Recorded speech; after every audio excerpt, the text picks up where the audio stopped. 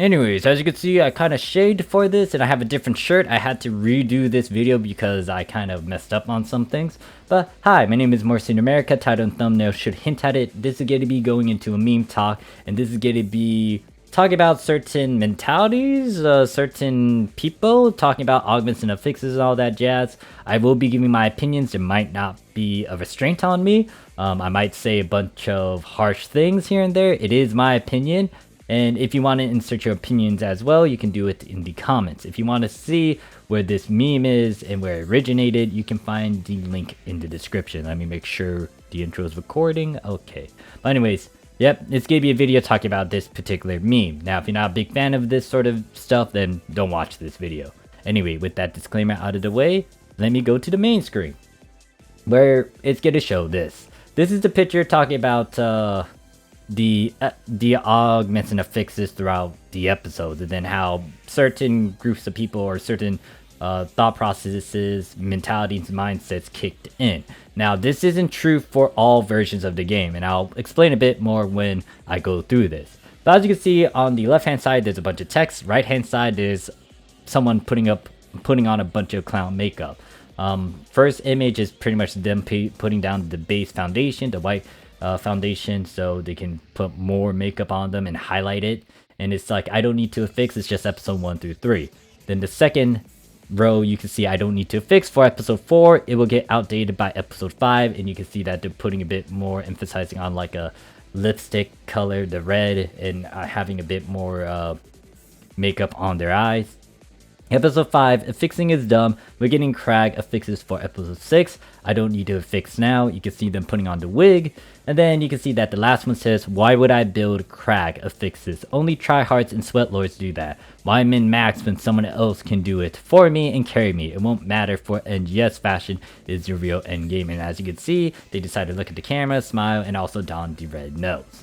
So pretty much they're a clown. And this can be viewed in a number of ways, but let me talk about this. There's a bit of discretions, and also there's separations of certain things. The big thing is this cannot be applied to those who thoroughly played on both SEA and on that of Japan.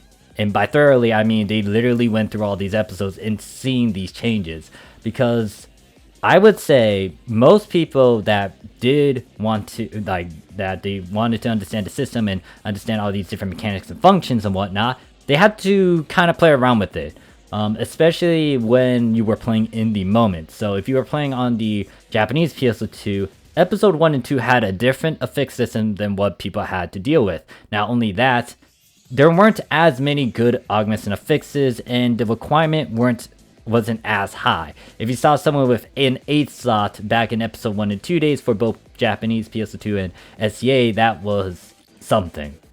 But this is directed more on the global side of things, because there was a roadmap, and there's also things that you could understand by looking at the prior or the other versions like Japan and SEA.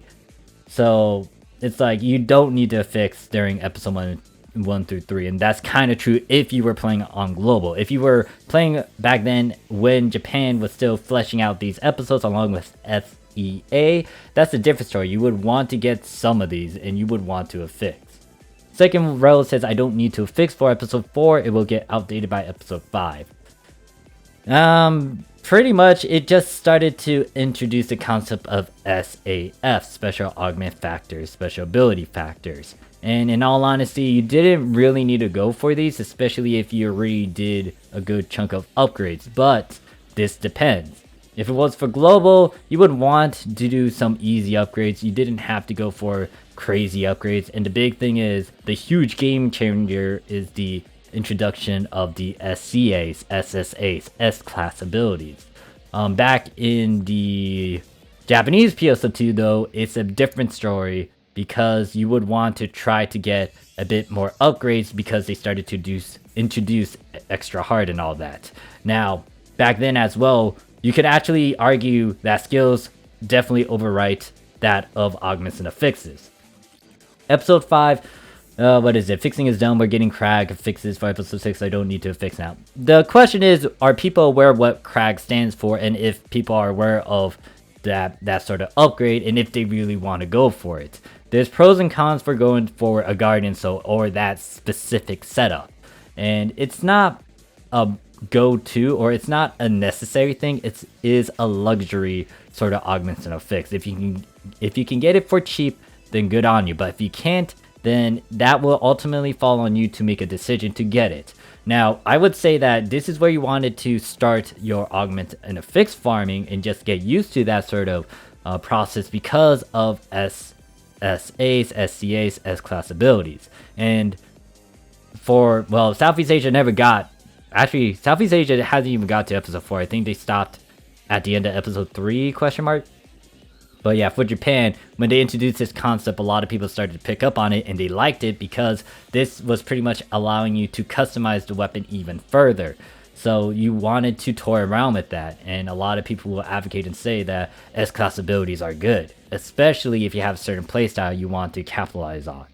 And then the last one is like, why would I build Crag affixes? Only tryhards and sweatlords to do that. Why min-max when someone else can do it for me and carry me? It won't matter for NGS fashion, is the real endgame. The fashion thing. Now, fashion, I could definitely say that it is kind of the end game, but at the same time, there's a difference of doing your duty and then just like being chill about it and going to the fashion aspect, and then just not doing as much and just being a hindrance depending on a number of factors. Especially if you were leeching and if you weren't going all out, and the fact that it brought up like when someone can do it for me and carry me, that kind of hints at the leeching mentality, and I don't like that. I'm not a big fan of people who take advantage of those who did a lot of hard work. I mean, there's a lot of that in real life in video games, but at the same time, it's like I'm not a big fan of it. Obviously, anyone have their, like, a good chunk of people have their opinions about that, and some people agree and or disagree. But I strongly don't like, I strongly approve of that of hard work. And the fact that people are kind of leeching off of that kind of makes you look like a fucking bandit compared, like, from other, like, in video games compared to like actually doing hard work and stuff. And I get it, some people don't have the time to do it, but then my question is, why even playing a game where you're not actually spending a lot of time? And if you're trying to do it for more of the cosmetics and the aesthetics, I guess, and just playing an anime game, I guess that's fine. But at the same time, it's like, why do any sort of in-game content if you are just like not really playing the game as much? And someone can debate about how they can play a game and then go into details about that. But yeah, anyways, when it comes to the leeching part, I'm not a big fan of it.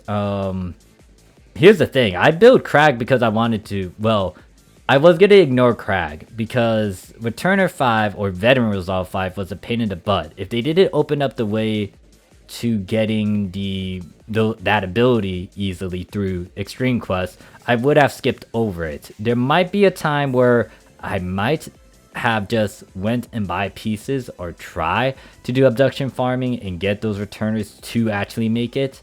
But in all honesty, it's optional. You don't really need to have it. Like, some people could be casual about it. They could easily go for a Crag, and they're not really tryhards or sweatlords or min-maxers. And I really don't like using those weird tryhards and sweatlords because you don't hear that in fucking real life. You only hear that in game. And then the question is, so if you're in a competition, like, would you label that to someone who's trying to win like $20,000 fucking dollars on the line? It's like, that's a pity insult. It's stupid. It's like, you're kind of dampering and insulting someone who is trying to push for a challenge. And guess what? That skill set can be used in real life, where if you are trying to push for challenges in a video game, you can use that same concept in real life where you can push through certain obstacles and challenges. And I don't like that term anymore. It's like, it's dumb. It's like, okay, you can call me tryhard and sweatlord, but what the fuck are you doing? I just gave you sitting there and like getting people to carry you? You're a baby now? Once again, this is my blunt opinion about it. But yeah, this is pretty much, I think, making fun of those who are kind of like that or in that mindset. Is this entirely true? In a sense, especially in the global, even though I haven't played thoroughly during those times, I've been keeping tabs of the news and updates, and pretty much how a lot of people were telling me a bunch of stuff here and there. It's kind of like that. Episode 1 and 3, you didn't really need to do it, especially for global, because here's the thing, a lot of the content wasn't updated to what the gear was. Back in episode 1 and 3, we didn't have new types. That's a huge glaring difference. And not only that, some of the new types, especially like some of the 12 stars in global, they weren't as strong. Like the Elder Rifle over there. The new type Elder Rifle over there in global PSO2. That thing is stupidly broken compared to the original version of that on the Japanese and Southeast Asia version of it. So there's a lot of factors you got to consider with that. And I can wholeheartedly agree, especially on the global side, they didn't need to fix during those episodes. For episode 4, kind of the same dealio, but that depends on how well are you doing, how's your performance, how's your self-check when you're playing in episode 4 content. If you're doing okay with just having a 13 star with decent augments and fixes, then you really didn't need to go heavy into it. And I did release a video trying to explain that, but some people didn't listen, and then like some stuff happened. Not going into a lot of details about that. But then episode 5 came around, that's when I stressed the need to kind of go about doing your augments and affixes, especially because of SSAs. Now, I'm not a big fan of what Global kind of did, especially with how they did the timeline and stuff, but this varies because certain people aren't going to be that effective. Well, it depends, because like the big thing is, do you really care about how Global did some things? Personally, for me, with how they executed some of the things, I wasn't a big fan of it. But that's just my opinion. And then the last one is like, you don't really need to have Crag. I know a couple people don't even have that sort of setup on their units, and they're doing fine soloing some of the ultra hard content, solo content. I mean, one of my guys, Dave. If you haven't seen Dave's stuff since I brought them up, you can check out their channel in the description. But Dave does not have a Crag set. He pretty much is a gunner fighter, and he can do a lot of damage with the stuff that he has. Like the only big thing you do need to be conscious of is like the weapon augments and affixes, but his unit stuff isn't the Crag stuff. It's just easy to go for augments and abilities, and pretty much that's what it boils down to. Like, are you able to do a self-check on yourself, and are you able to get the augments and abilities that can do the bare minimum, or at least give you a decent standing in some of this content? Like, if you're trying to get better, that's a different story than just being a leech. Because there's a difference from someone going into ultra hard and just hitting like 1 damage, 100 damage and whatnot, compared to someone that has a bit more damage, like 10,000, 20,000, and they're trying to do something.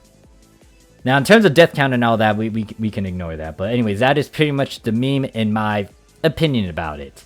What I'm gonna do now is actually look at the comments, because I want to see how people reacted to this. I'm not gonna go through all of them. This video is now like 13 minutes, so I'll breeze through maybe 15 minutes worth of this, and then I'll upload the video as it is. And I would need to load all the comments for this. There's 487 comments. Alright, so this person says, new player didn't even know how to fix and augment the damn weapon. I'm almost completed my revelate. And then this guy says, don't worry about it. This meme is flaming people who literally don't play the game after they hit endgame content and then make excuses to never gear. These are the same people who don't farm anything to make money and complain about being poor. I don't even see whales who scratch and care mainly about fashion be this undergeared. Laugh aloud. Oh gosh. It like the meme is kind of having that feel when it comes to like targeting a certain group of people. But yeah, I gotta say, like, especially with my time I'm playing on Japan and a bit on global, some of the people that have good fashion make sure that they have really good gear as well, so they're not going to be kissing the floor as much. Like, I don't want my character to kiss the floor as much when they're in combat and they look nice. No, that is embarrassing. I don't know where... Anyways, I digress. And then this person says, the fact you actually try means this is not directed at you. The point is people come up with any excuses Any excuse or excuses to not even bother scrapping together a serviceable fix when it's easier than ever at this point. Credo shits out units that in a set are perfectly acceptable, if a bit light on defense for my taste, and you can just smash some together to make something alright. If you don't mind non-matching units, you could easily cobble together an affix with a big affix like Mana, Reverie, Ether Factor, Astral Soul, etc. just using those. Is affixing obtuse and unintuitive? Sure, I would not disagree with that, but people act like it's some insurmountable wall when it's not. Smash some stuff together and it'll start clicking. Yeah, just get into it. Just start touring around with it. And yeah, try.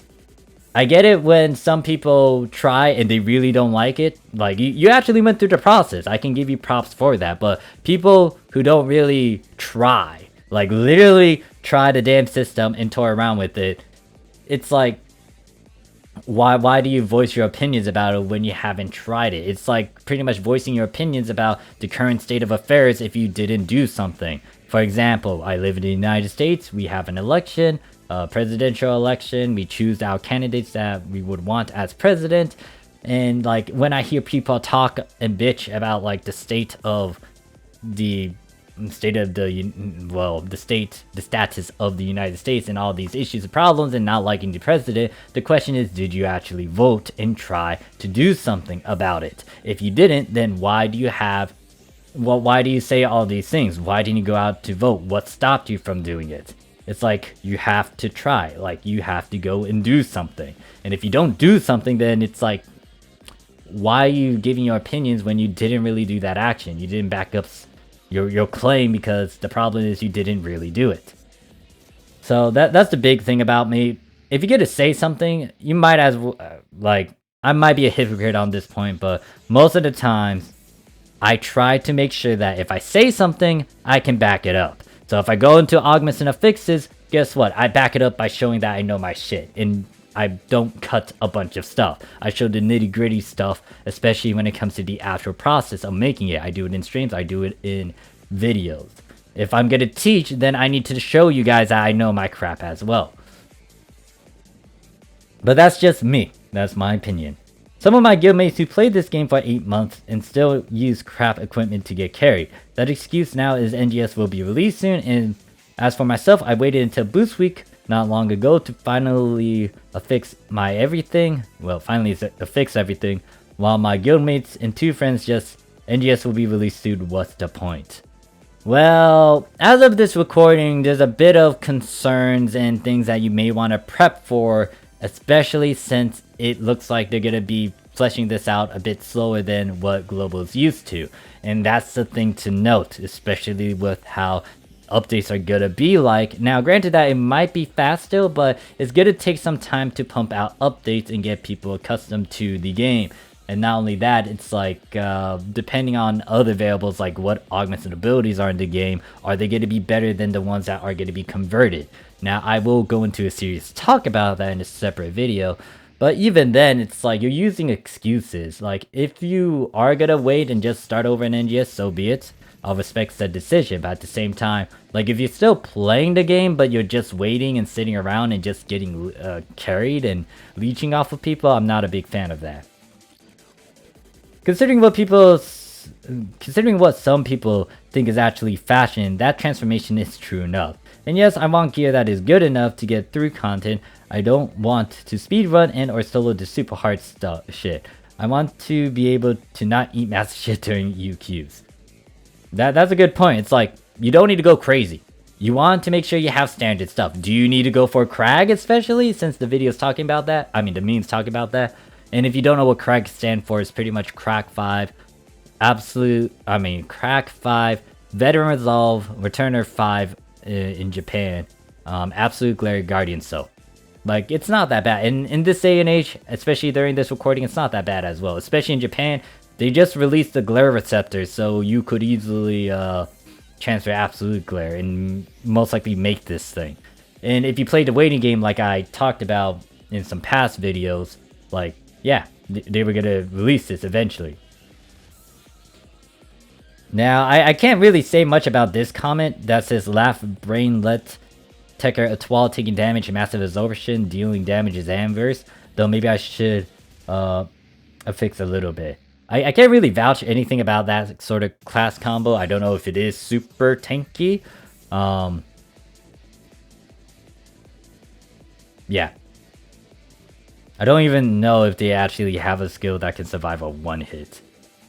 Between the failure rates and the amount of items the Meseta needed to do it, it's not really a user-friendly system. I feel stressed whenever I'm trying to do it. I try to get more done during the free week, but my fixes are still pretty terrible. What abilities are you going for? How much slots are you going for in all this jazz? There's a number of ways to go around this sort of issue, and the question is how are you doing it and what are you doing? Because if you play your cards right, you could actually get past the RNG BS. The only question is, what abilities are you trying to go for? Going for something like Crag without the right protection, yes, you will actually have to deal with actual RNG and gamble, and that may hurt you. But if you play your cards right and someone's able to guide you and teach you all the proper steps, it wouldn't be a huge problem. So my question is, who the hell was teaching you, and how many factors did you consider, and how many things did you have to tackle? And yes, it could be a headache, but like the question is, like, who's teaching you and what abilities were you trying to go for? What were your overall goals, and how much of a budget did you have, and what did you really do in game? This kind of falls onto all these things that you have to be aware of, and if you're not aware of it, then yeah, it's going to be a bit daunting because you didn't really do research, you didn't go out of your way to figure out these things and tackle these other problems. Because the big thing about augments and affixes is that once you understand the concepts and the ideas behind it, it's okay, it's fine. You get it. You can use a fixing assistant, you can use a fix simulator to tackle it. The question is how you get to do it and what do you need to do. And it boils down to farming or you have to buy. And if you aren't going for the right things that can go for 100%, it's gonna hurt you because you decide to do some spending. And not only that, if you're not aware of all these things and the market and how you can use certain things to your advantage, you might be spending a lot more than you should be spending. Because I know a couple people that were able to spend like 10 mil on a certain affix, but I dumped it down and told them like, hey, you can naturally spend a bit less. But that will vary as well, because if we're going to go into the topic of markets, there's a different mentality with Japan and global, then there's different mentalities on each different ship as well. So some of the prices may be cheap, but then some of the prices might be really expensive. It depends. So I kind of get some people, but at the same time, it's like there are ways to avoid a failure. And this is why I like augments and affixes, because if you understand this, it kind of rewards you with that, and you can easily go past all these failure rates. The only reason you might have a failure is due to the fact that you're toying around with something that is really good, but the trade-off is that it's not at 100%. And that concept may still carry over to NGS, especially with how basic the augments and affixes are from what they've shown in the beta and what is being shown in the data. But data mine stuff. But the thing is, that's only like what, a 10%. What happens if it's lower? That's not going to be at 100%. And with how New Genesis is, there's no ability success boosters. They might add that later, but the problem is if they use this sort of concept later on, you will have to be aware of that. And then you may need to figure out some of the mechanics, formulas, concept behind these things. But we shall see what NGS has to offer. It could be dumbed down to the point where it's not really hard at all and everything is at a 10% rate, but we shall see. Fixing is legit one of the reasons my group stopped playing. It was the point where the grind stopped being fun and just became an awful chore. Well, my question to you is, why are you playing an MMORPG? Because most of the time if you play an MMORPG, it is literally farming and grinding. Now, the question is, how much time are you going to dedicate? How much time are you going to be trying to play this game? And are you really playing a game if you're not really toying around with these things? If it wasn't the past, technically you didn't really need to worry about augments and affixes as much, and you could rely heavily on your skills and just having the maximum best equipment. But in this day and age, like when people talk about augments and affixes, they have to consider all the things that make that up. And the big thing that will play a huge factor into your gameplay now, especially in episode 5 onwards, is the S-class abilities. Those things are a huge upgrade, and those are pretty easy to toy around with. And with the endgame weapon, the Lightweave, the Claws weapon series, Crass weapon series, pretty much it covers all of the... It pretty much covers 5 of your 8 abilities you can get. 5 of them can be S-class abilities. That's a guaranteed 100%. All you need to do is find 3 other pieces that could easily give you 100%. And it's like, what abilities are you going for?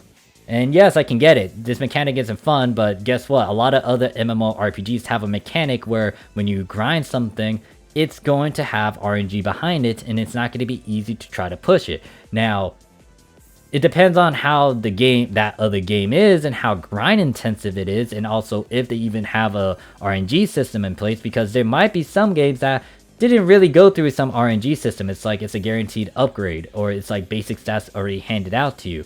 But do you really want that, or do you really want to customize some stuff? The customization part is what adds a bit more flair to it.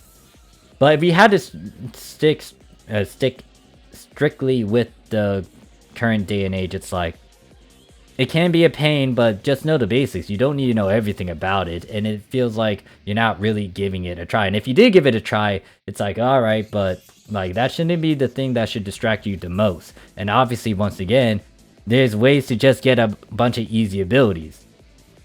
Now, you gotta also be careful of confusing the grinding farming aspects with that of a fixing, because apparently people kind of blend the two too much. And I get it, because you need those materials, those pieces, to actually do the actual process to actually get the things that you want. But you still have to look at them separately, because that is a thing. You're farming for it, technically.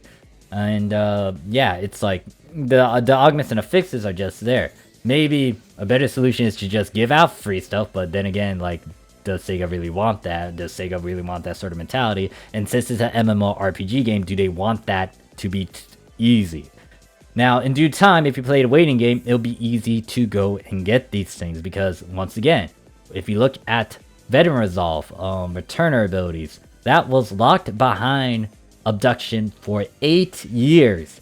They just recently opened it with the end conclusion of episode 6. And then because of that, they were able to release some other abilities as well, and most likely they will continue to do that every now and then.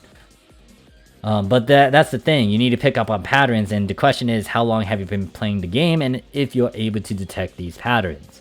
That can be in its own separate video topic. And then this person says, I tried to learn earlier this year, then NGS was announced, and I just said, fuck it, I don't play endgame anyways, I fucking hate this system. It's still going to be a thing over there in NGS. It's just that the mechanic, the feel of it, and the look of it is going to be different. Well, excuse me. The feel is going to stay the same. So the look and the mechanic is different from that of PSO2. But the feel is going to be the same, because guess what? You're getting capsules. Guess what? You farm these capsules by beating a bunch of enemies. Guess what? You stack these capsules so you can try to get 100%. The good thing is they did get rid of the RNG in terms of upgrading the slot number. So from a 2 slot, you have to get it at a certain level, then find the materials, and then you can upgrade it safely to 3 slot and still keep your abilities without the up slot penalty.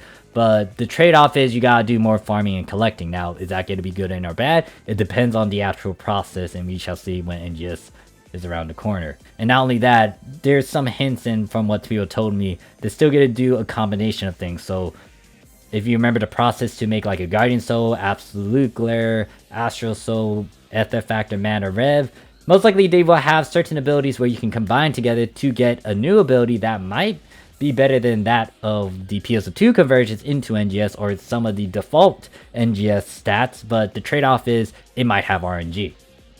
And pretty much, like, the thing is, if you're playing an MMORPG, you just gotta deal with RNG in multiple forms, and affixing is just one of those. It's not that bad. Do you need to know everything like an expert, like how I am and some other people are? Nope. You just need to know the basics. And then just get over it. Like, if you try to, fine, but just note that if you're gonna continue playing the game and you want to do some content and do it well, then yes, you would need to push and try to understand this. Like, begrudgingly or okay-ish with neutral feelings, or with like what is it, eagerness and all that. If it's like in-game content, padding system, in-game content that requires RNG and lots of money, usually means it's just there to keep people playing it. In all honesty, you could ignore like some of that because, well, granted that it just depends. Like, you could literally go through a good chunk of in-game content without having as many good abilities. Like, the thing I can point out is the way I play. Just note that when I play, like, even though I do some crazy augments and affixes, I don't min-max as much. I don't take a drink, I don't use team boost, I don't eat a consumable item. What else do I not do? I don't use rings as much. Well, I use like the left and right one, but I don't put the rings on my unit pieces. I'm still using 2-click, or was using 2-click. I will be making a video talking about how I had to go into 3-click, and it was because of NGS.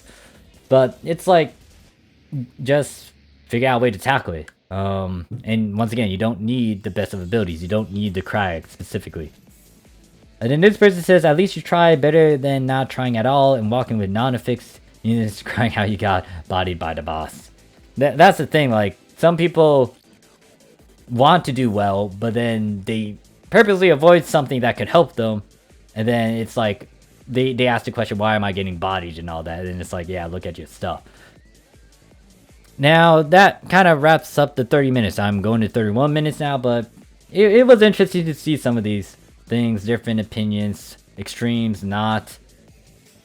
But it's part of the game. If Sega wanted to keep, like, if Sega wanted to change it, they should have changed it, like, within the 8-9 years time span. And from the looks of it, they're kind of keeping it around. But once again, different mechanic, different sort of look to it, but it might have the same feel.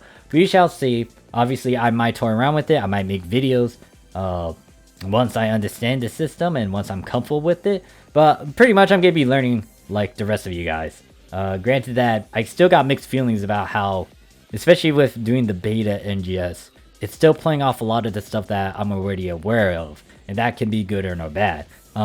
Ultimately, it is good for those who are really new to the game, but it's like they're reusing a lot of stuff, and that means those who are familiar with the thing have to really wait for something new. And hopefully they can get out of patterns that I can easily pick up on because of the fact that I've been playing this game for years, and some other people can say the same thing about patterns and seeing all these familiar things that might pop up in NGS. I pray to God they don't do that. But anyways, yeah, that's pretty much this meme and some of the comments that people responded with. What are your thoughts if you want to add your own opinions in the comments below? But yeah, I might do a couple more of these videos. I will have a separate video going into overall talk about global and Japanese and Southeast Asia mentality and just kind of touch on that. I know that Dave, once again, bringing him up, he's doing a curse mentality sort of playlist videos, shabazz, and I kind of want to do the same thing, but it kind of stems ultimately to the upbringing and how it started. But anyways, that is it. Once again, if you want to add your 2 cents about this particular meme, you can put it down below. Thank you guys for watching. I'll see you guys in the next video. Peace.